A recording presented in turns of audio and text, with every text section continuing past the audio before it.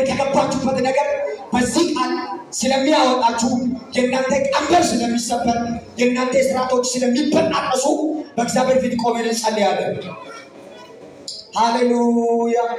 ተናገረኝ አባቴ፣ እጅ በሌላ ይምጣ በከበደብኝ ጉዳይ ላይ ዛሬ እንድትመጣልኝ ይፈልጋለሁ። ጥያቄ ያለባችሁ ሰዎች፣ ችግር ያለባችሁ ሰዎች በምንም አይነት ሁኔታ ውስጥ ሁሉ ዛሬ የእግዚአብሔር እጅ የእናንተ የሆነውን ነገር እግዚአብሔር ነፃ ያወጣል። ይቀጥና አሜን በለኛ። እግዚአብሔር ነገርን ነፃ ያወጣል። እግዚአብሔር ነገርሽ ነፃ ያወጣል። የአንዳንዶቻችሁ ነገር እግዚአብሔር ነፃ ያወጣል። ጸልዩ።